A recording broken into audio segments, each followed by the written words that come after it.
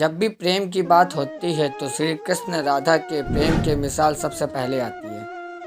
राधा श्री कृष्ण का बचपन का प्यार थी। श्री कृष्ण जब 8 साल के थे तब दोनों ने प्रेम की अनुभूति की। राधा श्री कृष्ण के देवी गुरु से परिचित थी।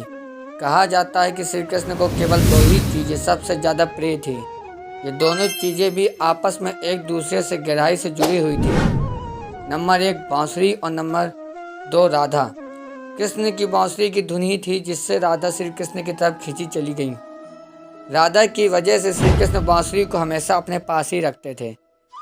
भले ही श्री कृष्ण और राधा का मिलन नहीं हो सका, लेकिन उनकी बांसुरी उन्हें हमेशा एक सूत्र से बांधे रखी। भगवान श्री कृष्ण से राधा पहली बार तब अलग हुई जब मामा कंस ने बलराम और कृष्ण को आमंत्रित किया। वृंदावन के लोग यह खबर सुनकर दुखी हो गए। मथुरा जाने से पहले श्री कृष्ण राधा से मिले थे। राधा कृष्ण के मन में चल रही हर गतिविधि को जानती थी। राधा को अलविदा कहकर श्री कृष्ण उनसे दूर चले गए। कृष्ण राधा से वादा करके गए थे कि वो वापस आएंगे, लेकिन कृष्ण राधा के पास वापस नहीं आए। उनकी शादी भी रुक्मणी से हुई। रुक्मणी ने भी श्री कृष्ण को पाने के लिए बहुत जतन किए थे। राधा की तरह वह भी श्री कृष्ण से प्यार करती थी। रुक्मणी ने श्री कृष्ण को एक प्रेम पत्र भी भेजा था कि वह आकर उन्हें अपने साथ ले जाए। इसके बाद ही कृष्ण रुक्मणी के पास गए और उनसे शादी कर ली। जब कृष्ण वृंदावन से निकल गए तब राधा की जिंदगी ने अलग ही मोड़ ले लिया था। राधा की शादी एक यादव से हो गई। राधा ने पत्नी के तौर पर अपने सारे कर्तव्य पूरे किए। दूसरी तरफ श्री कृष्ण ने अपने देवी कर्तव्य को पूरा किया। सारे कर्तव्यों से मुक्त होने के बाद राधा आखिरी बार अपने प्रीतम कृष्ण से मिलने गई। जब वे द्वारका पहुंची तो उन्होंने कृष्ण के रुक्मणी और सत्यभामा से विवाह के बारे में सुना, लेकिन वह दुखी नहीं हुई। जब कृष्ण ने राधा को देखा तो बहुत प्रसन्न हुए। दोनों संकेतों की भाषा में एक दूसरे से काफ़ी देर तक बातें करते रहे।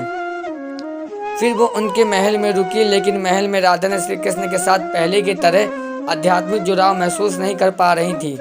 इसलिए राधा ने महल से दूर जाने का तय किया। उन्हें नहीं पता था कि वो कहाँ जा रही, लेकिन भगवान श्री कृष्ण जानते थे। धीरे धीरे समय बीता और राधा बिल्कुल अकेली और कमज़ोर हो गई। आखिरी समय में भगवान श्री कृष्ण उनके सामने आ गए। कृष्ण ने राधा से कहा कि वह उनसे कुछ मांगे, लेकिन राधा ने मना कर दिया। कृष्ण के दोबारा अनुरोध करने पर राधा ने कहा कि वो आखिरी बार उन्हें बांसुरी बजाते देखना चाहती हैं। फिर ऐसा ही हुआ। श्री कृष्ण ने दिन रात बांसुरी बजाई जब तक राधा आध्यात्मिक रूप से कृष्ण में विलीन नहीं हो गई। बांसुरी की धुन सुनते सुनते राधा ने अपने शरीर का त्याग कर दिया। हालांकि भगवान कृष्ण जानते थे कि उनका प्रेम अमर है, बावजूद वे राधा की मृत्यु के बर्दाश्त नहीं कर सके। बांसुरी तोड़कर झाड़ी में फेंक दी। उसके बाद श्री कृष्ण ने जीवन भर बांसुरी या कोई अन्य वादक यंत्र नहीं बजाया।